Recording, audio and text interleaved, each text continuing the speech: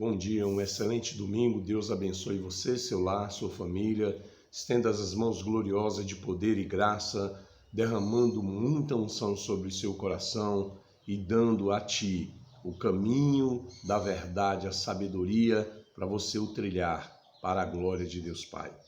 Capítulo de número 5 do Evangelho de Jesus Cristo, segundo escreveu o apóstolo São João, a partir do verso de número 1 até o verso 25, diz o seguinte: Depois disso, havia uma festa dos judeus e Jesus subiu para Jerusalém.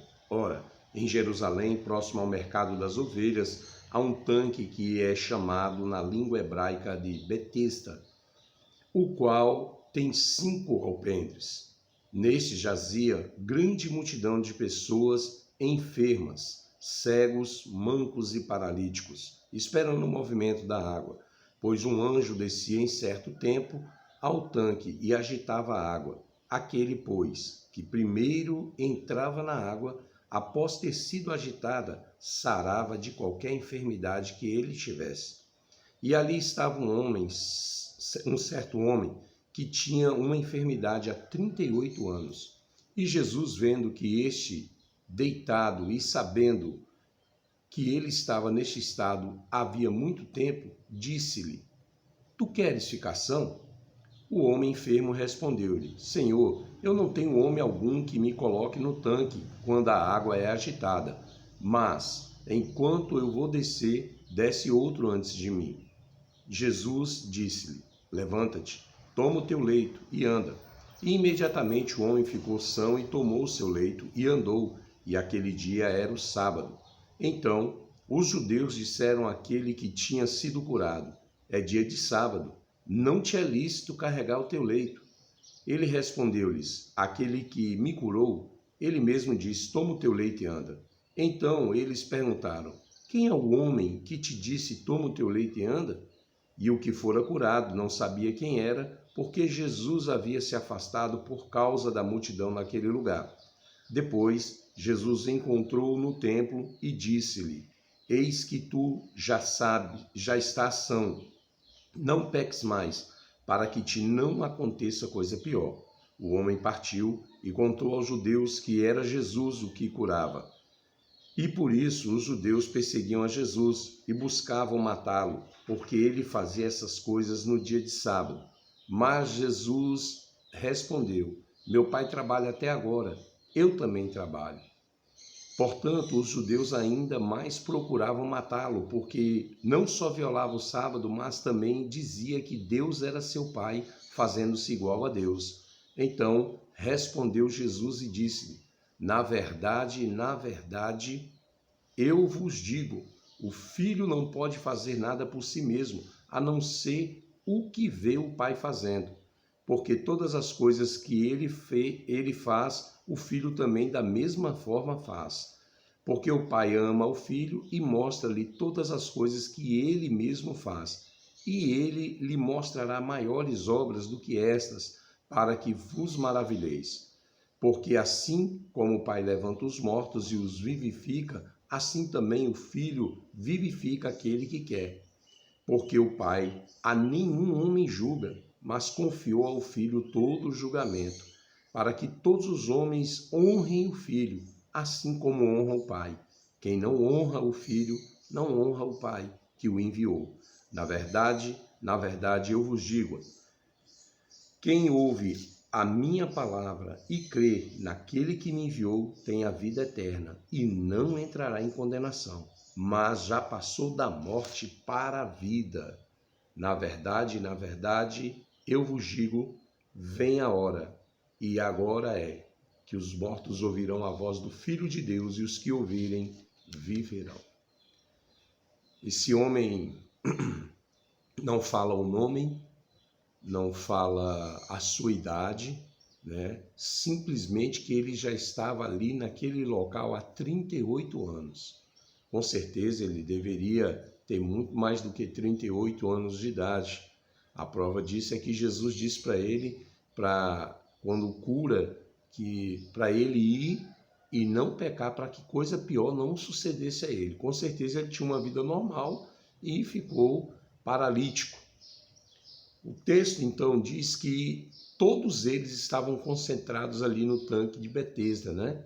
A palavra Betesda em hebraico significa casa da misericórdia. E, segundo o próprio relato bíblico, é que naquele local um anjo vinha, agitava a água e quem descia primeiro era curado. Para os judeus, os rabinos, os saduceus, os fariseus, era apenas como se fosse uma crendice, né? Uma grande ilusão, mas fato era que acontecia isso. E a testemunha ocular disso é o próprio paralítico, porque Jesus ficou sabendo do seu estado e teve compaixão dele, né? Há 38 anos está ali, há muito tempo, né? E diz o texto que Jesus chega para ele e pergunta: tu quer ser curado? E ele poderia só dizer sim ou não. Ele colocou uma desculpa. Olha, não tem homem nenhum que vem aqui para me colocar. Quando eu vou, o outro já desceu primeiro e foi curado. Então Jesus só queria ouvir a resposta dele sim. E quem sabe hoje é a pergunta de Jesus: tu quer ser curado desse mal? Tu quer ter uma vida diferente? E quem sabe você pode querer colocar desculpas em tantas coisas. Eu não dou conta disso, eu não vou conseguir fazer isso, eu não dou conta de seguir Jesus, eu não vou conseguir largar isso, vou largar aquilo. Tem tantas desculpas que nós damos, né? E a resposta de Jesus que ele quer é só uma, sim ou não. É o que ele te pergunta: queres me seguir? Quem sabe no seu coração, na sua alma, você diga: não, eu já sigo, mas com as suas atitudes não. Com as suas atitudes são atitudes de um paralítico que não consegue segui-lo, de um paralítico que está cheio de desculpas, dizendo que não foi ele, não é por causa de outros que ele não é curado, depende de outros para ele ser abençoado. Não, querido, nós dependemos de um Deus todo-poderoso, de um Deus glorioso, de um Deus santo e eterno. Ele hoje pergunta: tu queres que eu faça um milagre na tua vida? Tu queres que eu te ajude? A resposta sua seja sim. Não pense duas vezes, não dê desculpas. E diz o texto que Jesus nem continuou perguntando mais para ele, ou dizer assim: não quero saber das suas desculpas não. Jesus olhou para ele e disse assim: toma o teu leito, levanta-te e anda. Hoje é o que Jesus diz para você.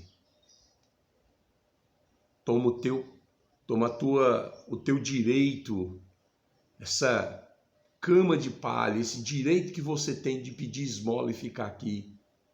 Toma ele, enrola, leva embora. O importante é você, não o direito que você tem de ser um pedinte aqui dentro da casa de misericórdia.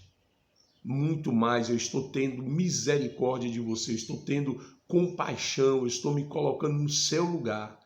Eu quero que você pegue isso aí e jogue fora. Anda, porque eu vim para te dar vida e vida com abundância.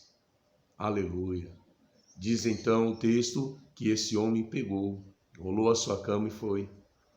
No meio do caminho ele encontra os religiosos.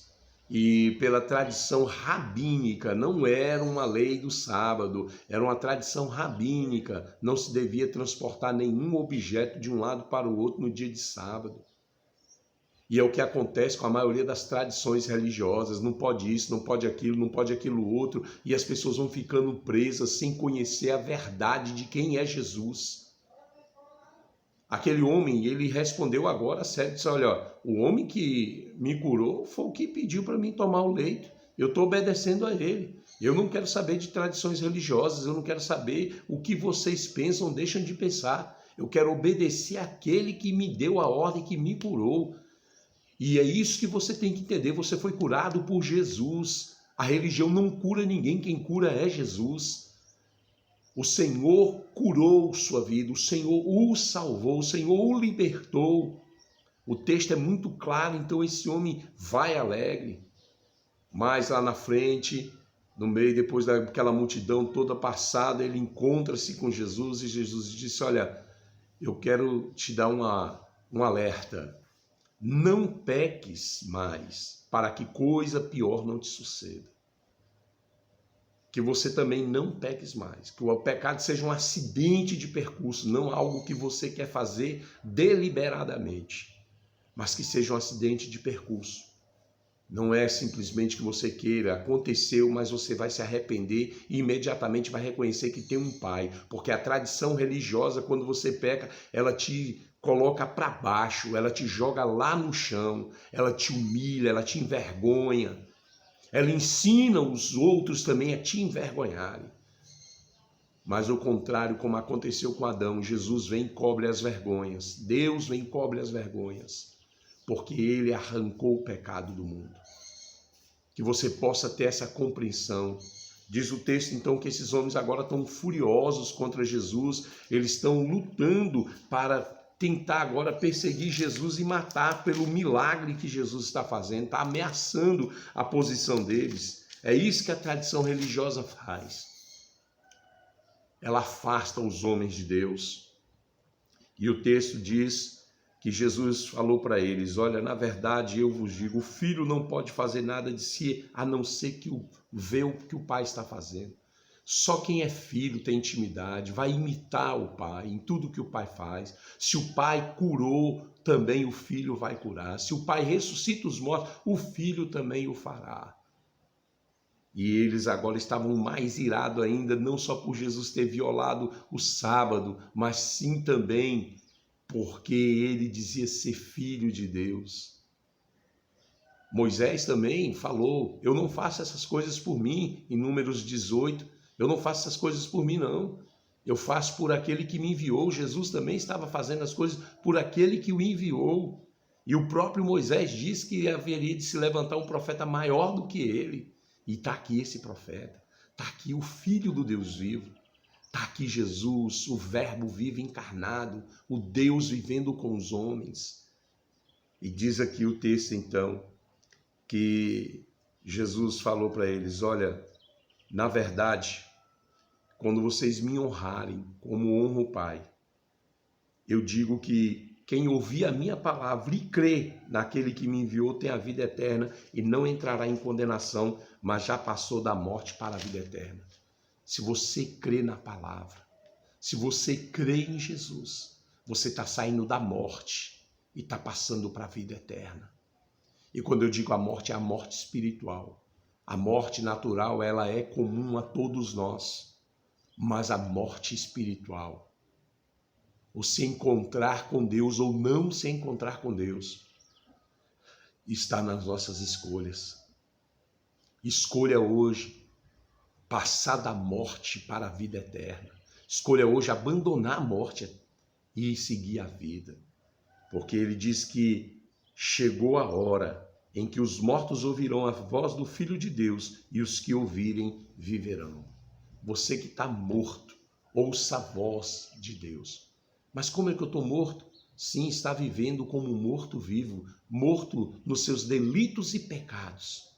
E o Senhor hoje diz para ti: saia dessa morte, saia dessa morte, venha viver a vida que eu tenho para você viver.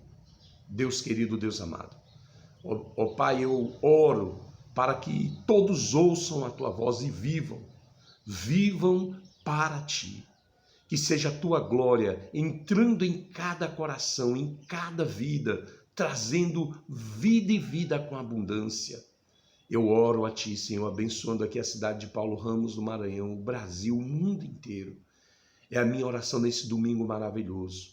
E creio agradecido, porque tu, Senhor, tem nos ressuscitado, tem nos tirado da morte para a vida eterna. Deus abençoe, em nome de Jesus.